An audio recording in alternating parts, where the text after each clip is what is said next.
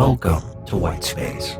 Your name is Omori, and you've been living here for as long as you can remember. Everything is bright white. There aren't any walls. A black light bulb hangs from the ceiling, wherever that is. The floor is always cold. You don't mind, though. You have a blanket, a laptop, a cat, a sketchbook, and your tissue box. You have everything you need. Sometimes a white door presents itself to you.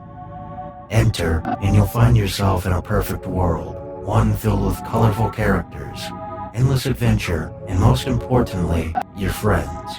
It used to be that the door would only appear on certain days, but now it's always there. Somewhere in the back of your mind, you have an inkling that things weren't always like this. You weren't always living in white space. The truth is, your story is already over. You just have to remember it.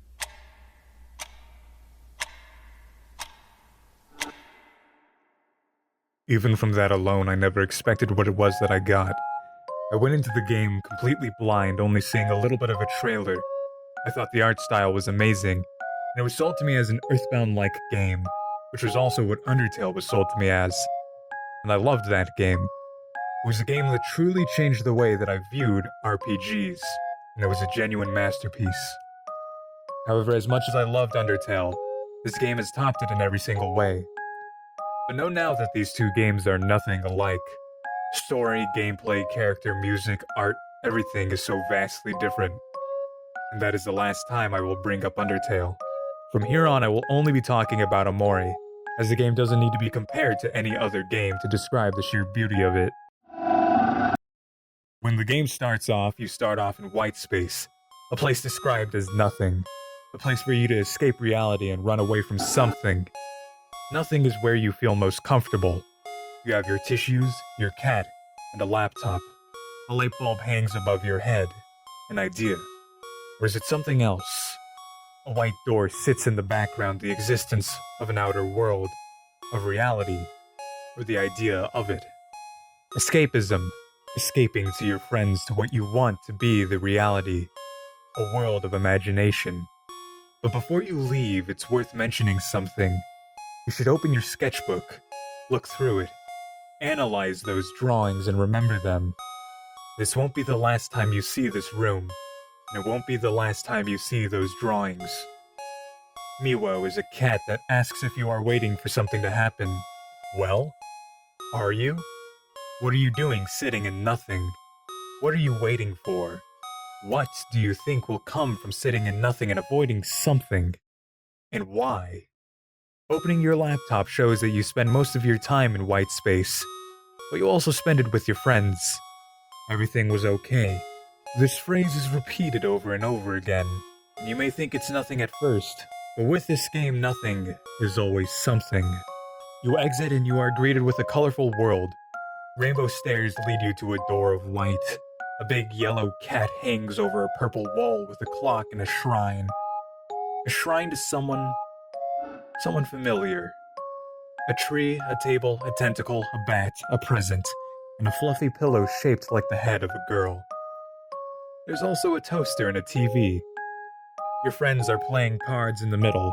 Aubrey, Kel, and Hiro. These are your friends.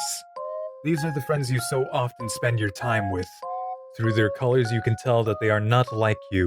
You are special, you are empty, and you are hollow. Black and white.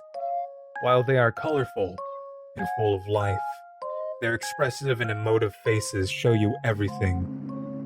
This is Headspace. This is where you will be spending most of your time. Not all of your time. This world is full of colors and colorful characters, a stark contrast to the world that you started in. White space. You're introduced to Mary and Basil, two more important characters to the story. Mary's picnic basket and her picnic blanket are your safe spaces where you can save and heal. You can even spend time with your friends here in cute little moments. Everyone is happy. Everything is okay. Except it isn't long until something isn't okay. After some hide and seek, Basil is kidnapped by Boss, a weird rhinoceros-like creature who is just a kid who was left out of the fun that everyone else was having. and after saving Basil, you venture out towards his house, a shoe in the woods.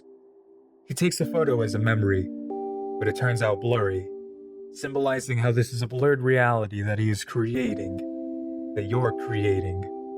After some fighting, some pictures come loose and you have to put them back together from memory. However, the game doesn't really expect you to remember, so it shows you where to put them. Remember what pictures were lost. This is the game sending you a red flag from the very beginning, with Basil dropping another photo, but this time, it triggers something inside him. A repressed memory, something he shouldn't have seen, something that he might have done. For a split second you see an image flash, a broken violin at the bottom of a staircase, and when you awaken, you're in white space. White, empty space, without a door, without your friends, without reality, without a way to escape.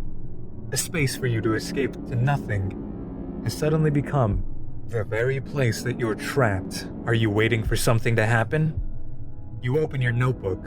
There's something new. Something that stares at you with an eye.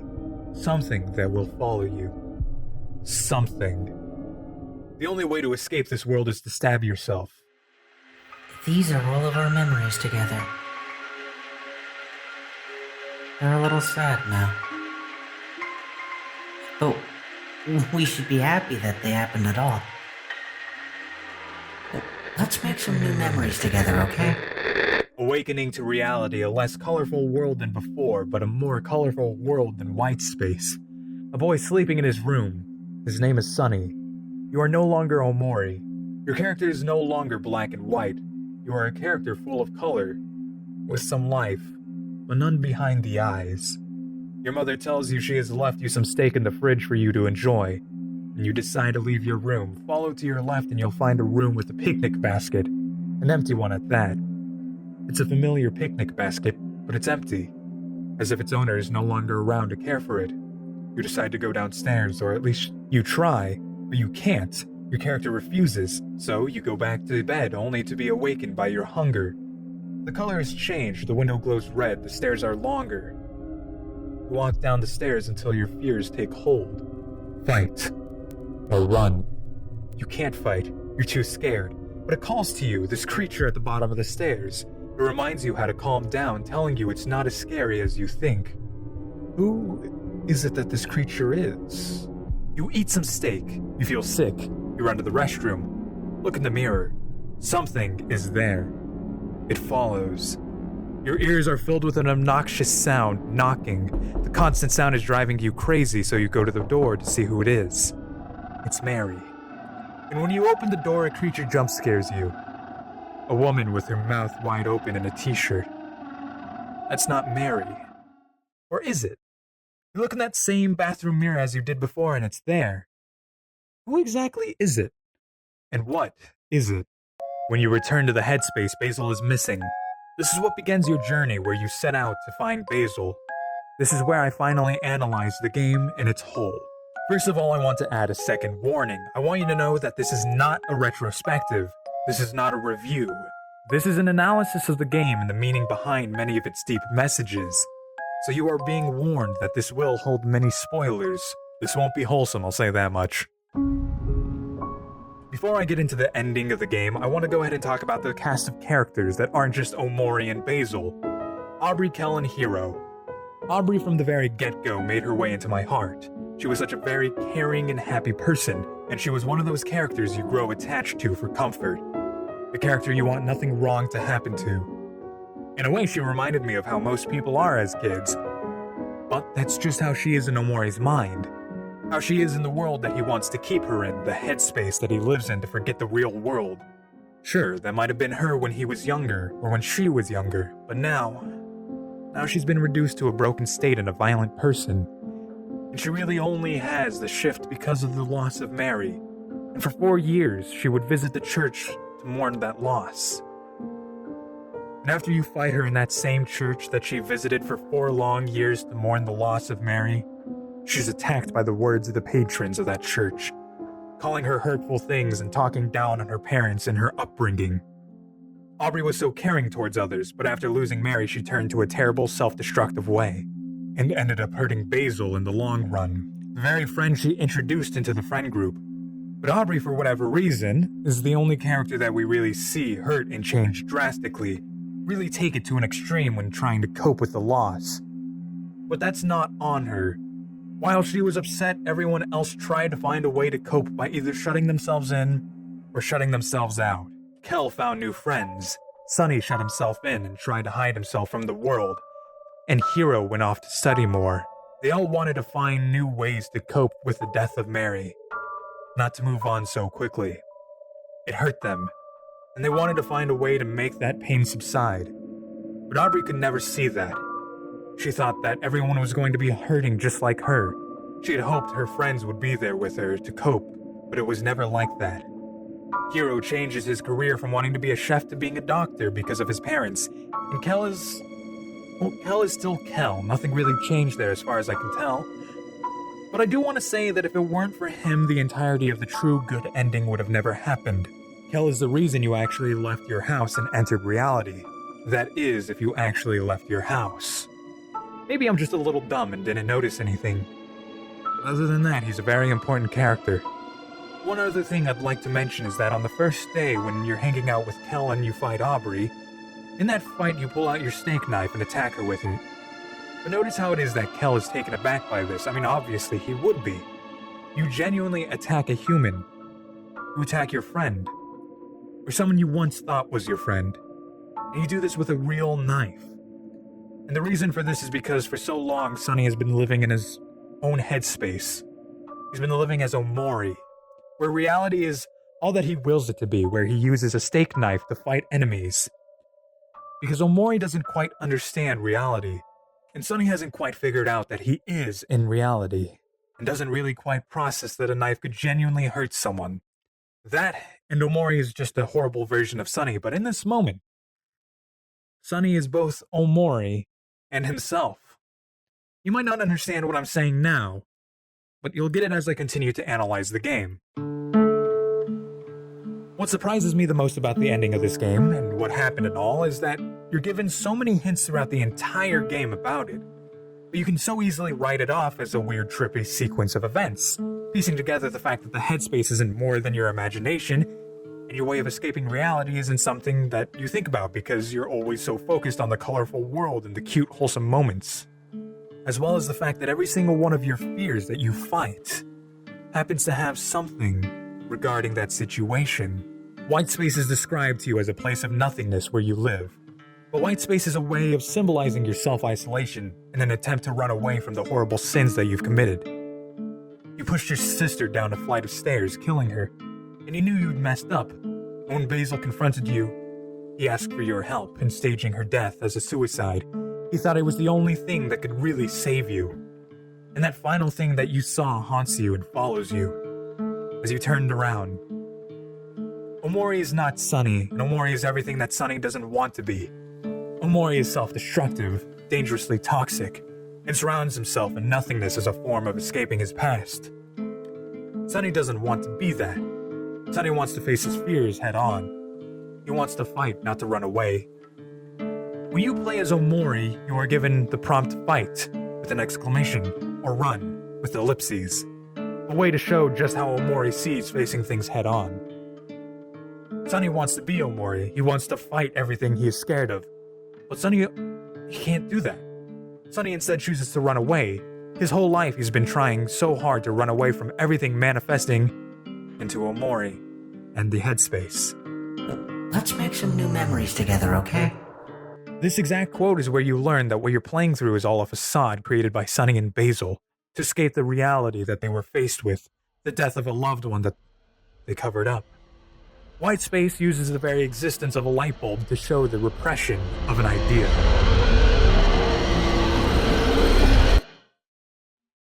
To be in white space is to be nothing. White space is emptiness, a home without warmth, a place to survive but not to live. Even still, your conscience cannot be erased. It will always find a way in. Even in white space, it will take the form. And if one wills it, something will be formed to subdue it. A hanging black light bulb. The repression of an idea, yes. Perhaps it is time to admit that you are human, dreamer.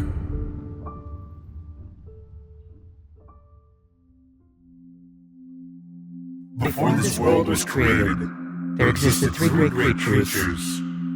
The oldest, the wisest, and the favorite. The oldest is alive, but not the same as he once was.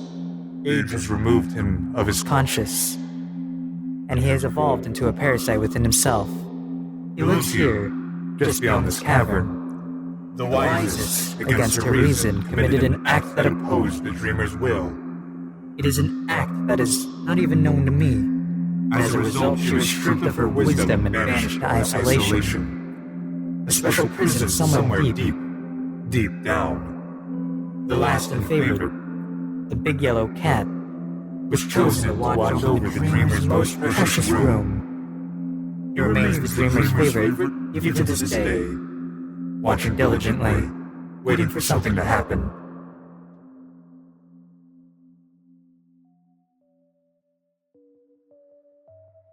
The friend you have lost is not in this world. The day he was removed, he was reborn elsewhere. He is special to you. A string of fate ties you two together. He cannot leave that place alone. To retrieve him, you will have to remove yourself as well. But in a way that is natural for this world, for Headspace. This journey is nearing its end. You already know what you have to do, dreamer. To start, we must analyze white space. As I've already said, it's a place for Omori to escape his past and live in isolation. To be nothing surrounded in emptiness. A home without warmth. A place to survive but not to live. He doesn't want to be alive, but he doesn't want to die either. He indulges in self-harm because he lives in constant guilt, but he cannot erase that which wanes on his consciousness. It will always find a way to haunt him, and will continue to come back no matter how hard he tries. Even in the very room he resides in to get away from it, it will always find its way in. Guilt will always find a way back on your consciousness. You cannot escape it. Now when you're depressed, a black light bulb hangs above your head. Once you destroy it, you will free yourself from the very fabric of this lie that you have surrounded yourself in, admitting that you are human, and accepting your mistake and owning up to it. The big yellow cat is the one that is really hard for me to truly decipher in my honest opinion. The oldest, the wisest, and the favorite. The favorite refers to a mix of Miwo and some cat book that you find in the Hikikomori route. These things manifest into the big yellow cat, probably created by the memory of Mary, as Miwo is Mary's cat. The wisest refers to Abby, and the oldest refers to Humphrey, as far as I can tell. Humphrey being another character from a book that Omori had once read as a child. My main gripe is that we just don't know who Abby is, and the branch scroll gives you no real hints as to who she is either. And it's not like I'm just completely confused. People have tried as hard as they can to dissect this character, to understand her and her reason for being in the game, but nothing has come from it. The files are blank and she just exists to be an extra boss, as far as we can tell. But clearly from the fact that she has early concept art, she's important. More importantly, you can only access Abby by getting all of the keys and completing the Hangman, which you can only obtain by doing the Hikikomori route. Something I will be talking about later. Basil, the reason for starting this very journey was because of the fact that you lost him. However, over time, you all have started to forget that that was what you were doing in the first place. In fact, by the time that you get to the underwater highway, you learn that you're not alone in having forgotten he ever existed. Having forgotten that this was your main goal. And even worse, in the abyss. Nobody can remember his name or his face or their reason for getting this far. They've all forgotten that Basil ever existed. Not of their own will, but of Omori's. Because Omori didn't want Basil there. He felt that if he continued to forget that Basil ever existed, he would finally make Sunny happy, and he would finally have a way of escaping his something. Escaping the trauma that he tried so hard to run from, to fight to ignore. And once he was removed from Omori's headspace, He was removed and reborn elsewhere, in the dark space, outside of Omori's memory, in a place where Omori's repressed thoughts and repressed memories live or die. He is special. He is the very thing that reminds you of what you did to Mary, and the very person who you trusted to keep this horrible secret with, and the same person who tried so hard to help you, but in a way that accidentally hurt you more than he wanted. No matter how many times the path is concealed, the flower boy will always find it. And your dear sister Mari, she will always guide you to it. The end of this journey will lead to suffering, but if you do not face this, you cannot continue. The path to the past, and the memory that ties you together, and your guide, the traumatic memory of your sister. She will continue to show up and remind you. Only her and Basil know what you've done, and only you and her know what Basil has done, and only she could carry it to her grave. The end of this journey will lead to suffering, but if you do not face this, you cannot continue. You hear these words before you enter the black space. You hear these words to warn you that what you must do is find acceptance within yourself. If you are unable to, you will not be able to continue. You will only find yourself dead. Suicide routes follow if you do not accept your mistakes. You know what you have to do, dreamer. In a natural way for this world, you must destroy the headspace that you've lived in for so long, and you must accept reality and forgive yourself. And if you don't, you will be doomed to repeat the cycle over and over, living in nothingness, in white space, repressing your memories, and running constantly, never accepting your past. After obtaining the F key somewhere after the beginning of the game and returning to the real world, Sonny can choose to completely ignore Kel and go about doing chores in his house. From what you learn of the normal route, Sonny had already been living in self-isolation after Mary passed away. For nearly 4 years, in fact. At least that's what I gathered. I could be wrong. So every single day that is supposed to be spent with Aubry, Kel, Hero, and Basil is spent in your house doing chores and ignoring your friends. Headspace has some huge changes, such as some new areas and some new quests, some new characters and some new dialogue. But we're not talking about all these little changes and everything that happens in it. But everything that does happen in it is very painful. For instance, in the very beginning of the game, you have a cutscene where you all group hug with Basil, and then he gives you a flower crown for always being such a great friend and always being there for him. This isn't reality. This is Omori's headspace, and despite ignoring his friends in the real world in order to run away from the very thought of the pain that he caused them, he creates them to be so accepting of him, and so happy to have him around, so friendly. But note that I said that this is the beginning of the game. The only way to unlock the Hikikomori route shows itself after the beginning of the game. So how does this part happen? The cycle repeats. That's the point of the Hikikomori route. The more that Omori chooses to ignore his reality and push it down, the more that the cycle continues to repeat, and he will continue to run away from his past and run away from owning up to his mistakes. And in the end, everywhere you go, something follows you. That constant guilt that Omori continues to run away from. Every door, everywhere, it will follow you, even in his sleep. It's truly terrifying. And in the very end of it all, Omori eventually kills himself by stabbing himself the exact same way that you do in order to wake up from white space. In order to wake up from the very place that you built to escape the truth. But you can't escape it anymore. And so you end it all. One of the other things that I find cool about the whole thing is that going back through it, you never fight your fears. Because that was something for Sonny to do, in order to face his biggest fear of them all. Acceptance. Also, after you beat the game, by doing the something ending, where you don't kill yourself and you just move away, you get a text file into your game folder of something, which is kind of neat, showing you that no matter where you go, even trying to quit playing the game, something will always follow you. You cannot escape guilt until you learn to face it. In order to save Basil in the main route, you must accept your reality, finding yourself in front of Mary's casket. And after a jump scare, a door appears. Welcome to the black space. White space was a place for you to be in while you repressed your memories. The black space was where your repressed memories went to live. Or to die. Starting with a key and a picnic basket. Mary's picnic basket. Each door leads you to a weird, warped world. and within it a key and a basil. This is when everything I have said, every meaning stowed away within this game, comes to light. Basil informs you with each key how you've locked away all the truths behind each of these doors. And to understand it, you must find each one. You have to. Not only to save him, but to save yourself. Behind one of the doors is a scene that will haunt me for the rest of time. You walk through a warped forest with creatures seen throughout it. Dead trees and creepy, long, outstretched hands. You're called a liar over and over again. You can't escape it. And then eventually, something on a tree stump. In the background, a photo of you holding on to Mary floats by. Something speaks to you. And it repeats this as you grab a key. Something is what Omori saw as he walked away from Mary hanging from a tree. Something is the very image of Omori's guilt, and to hear her say that she loves him. Our friends who have suffered because of us.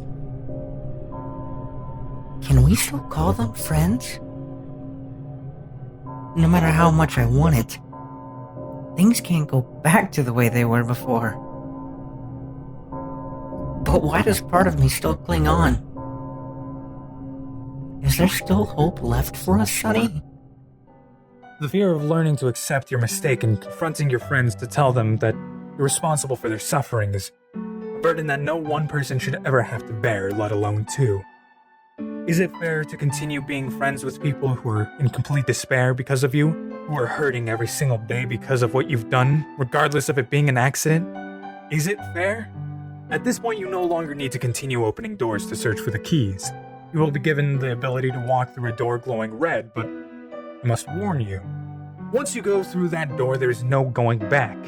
You can't see the other things hidden beyond each of these doors. And believe me, there are still things that are worth exploring. Things that really hammer home how it is that Basil felt, and how you treated him after the death of Mary. And it is fair the way that you treated him, because you shoved him away. Because of the fact that you felt as if you could have been so much better off without him being there. Once you're through the door, you appear in a snowy field with a church at the top. And upon entering the church, you find Basil in a crucified-like position surrounded by his fear. This is what you've been running away from for so long. Basil's sacrifice for you to live peacefully, living in ignorance, because ignorance is bliss. Upon entering the web and saving Basil, you're shown a scene of Basil in front of your back door, but the door is glowing red. Basil says something out there is calling for him, and it's calling for you too. That something could only be Mary. The regret takes hold of Basil, dragging him outside. Follow the drag marks and you'll find him. Only for you to stab him and walk towards a chair of hands. Back to the real world, some stuff happens with Basil and Aubry, and Hero is back and you're spending time with him in Kel. Aubry is forced to go to apologize by Hero and Kel, and you go with them. After some time, you come to his house to find he's locked himself away in his room, and you stay the night to make sure he's fine. But you wake up in Whitespace as Sunny, where you find Omori. This is where you take the light bulb and you destroy it, destroying the very fabric of Whitespace, freeing yourself. Afterwards, you have to fight something, the symbol of guilt in this game. Fight and run are now changed to fight and run. Sunny wants to run away. He doesn't want to face his fears and his guilt, as I've stated before. After fighting your fears, you find Basil under a tree who tells you that the truth of that day will be hard to accept. When you see it, you have to stay strong. And trust me, trying to stay strong was the hardest thing. It was probably the hardest hitting thing in this entire game.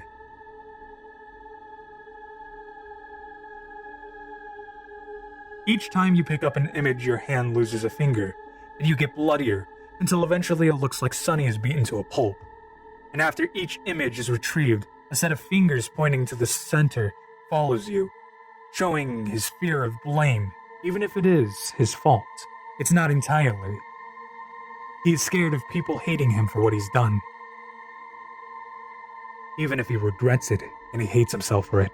And then, there are more pictures. And once you get to the tree with the noose, you are given the whole story, and you find what something was this entire time.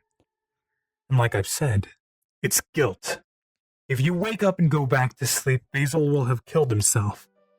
However, if you go to Basil's room, you will have to fight with him, because guilt will have been eating away at him, and he can no longer take it, resulting in you losing an eye and waking up in a weird version of Faraway. Arriving at your house, you interact with Basil, and upon entering your house, you can find Mary on a piano.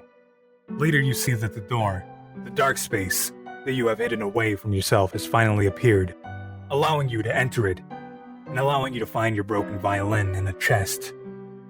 Now you walk down a lonely road. You go through the memories of the pictures that were in Basil's photo album. But speaking of which, remember when I told you about the photos that fell out of Basil's album before? They were all photos with Mary in them, except for the blurry one. And these are white tulips. Tulips aren't very flashy plants. They're not too big or too small, not too elaborate or flamboyant. If I could put it in another way, I guess I would say that they're comfortable. Simple, modest, and perfect. Just like Sunny. This quote is one that I think is worth dissecting. What I didn't mention about Basil is that he's the one who came up with the idea of taking Mary's body and making it look like a suicide. Okay, maybe I did mention that. Now, this isn't something that the game outright tells you. In fact, in order to find this out, you're gonna have to dig through the game's files and look at the pictures that come with the true ending. Remember how Basil has all of these pictures in his photo book and they have little descriptions that go along with it? Well, it turns out from the game's files, there are little descriptions that go along with all of the pictures that you pick up in the ending. It is learned that you were angry because of the fact that you continued to practice over and over again, and you still felt like you weren't getting any better. A child's mindset. You try to leave the conversation out of anger, but Mary won't let it go, and in a fit of rage you push her and she falls down the stairs. At first it's panic, then it's desperation, disbelief, anguish, guilt, hopelessness, and then betrayal. Remember when you start off in white space and when you open up your laptop? Every single activity you did ended with "everything will be okay," a phrase that you might have caught me repeating throughout this video, and a phrase that Omori repeated to himself, a phrase that Basil repeated to him. Basil tells him this, telling him that the only way for him to get out of what he did is to stage her death as a suicide. Basil thinks he's helping. Until a friend who helped me with the script told me about this, I misinterpreted Basil's words. I constantly thought that when he said, "I hope you forgive me," he was only ever referring to Mary. I felt that each time he said this, it was him apologizing to Mary for what he did. But he was only ever apologizing to Sunny for giving him the idea of staging his sister's death. Basil knows that Sunny was innocent. That's why he describes him as a white tulip. Why it is he constantly says that he's a good person. Why he says that there's no way that you could have done it. Basil also has a something, a thing of guilt that continues to follow him wherever he goes. What looks to be a root of a tree or something, always underneath him, and this is because Basil sees himself as the reason why everyone is in hurt and is in pain, because of all the lies that he had to tell in order to protect Sunny, because of what he did. And on top of that, you might notice that Basil is very anxious and doesn't seem to be with anyone in the group, unless it's with Sunny. And this is because of how he feels. How he, too, is trying to run away from his own guilt. And without you there to be with him, he has nothing. He has no one. And you've abandoned him when he trusted you the most. After you finish revisiting every single memory you have, you are brought to the final one. The concert you were supposed to play with your sister. Hearing the violin was enough to bring a tear to my eye, but seeing Omori break down after was the most heartbreaking thing. And then you're back in white space. Sunny versus Omori. The second that violin kicks in, I felt a shiver go down my spine. You fight yourself because you have finally decided that it is time for you to accept your past and own up to your mistakes. This is the final battle. You can't let Omori win. Omori is the very being that you've tried to repress. He's the very being that you've tried to change yourself not to be. He is your past self, and he is your toxic self. As you cherish, you remember everyone. You remember what they all said. Because friends are supposed to be there for each other. So if you just told them what you did, if you just told them it was an accident instead of continuing to run away, they can't just toss you away, right? All while you fight Omori, he tells you that you're just selfish, that you are a failure, that you killed Mary. She loved you and you killed her. Kel loved her, and you killed her. Aubrey loved her, and you killed her. Hero loved her, and you killed her. You loved her, and you killed her. These words hurt and you eventually lose. A game over screen and a choice to either continue or to give in. Continue and win. Don't let Omori take over. If you do, the only way to truly escape the guild is to kill yourself and end it all. But you don't succumb. You play your violin and you beat Omori. A scene will play of all the memories of the time that you spend with Mary, with your friends, until the bitter end. A duet with your sister who is no longer there to be with you. And what I love most about this song is that the violin is not perfect. It wavers with a shakiness nearing the end. A shakiness that isn't necessarily there throughout the entire song. The shakiness comes in nearing the end because Sonny misses his sister. The shakiness is where his feelings finally come in. The sound of a bow sliding off the strings, of an ending that isn't perfect. This could also be that Sonny was young and he wasn't great at the violin, which is what caused all of this to begin with. But even then, the timing of where it shows up, feels like something else.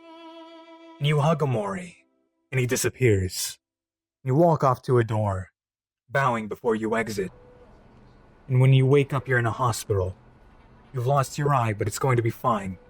Everything is going to be okay. You walk towards Basil's room where you confront your friends and tell them what you did. And if you watered all the plants, you get a secret ending where it seems that both you and Basil have finally confronted your somethings, and they both disappear. Your years of running away are finally over.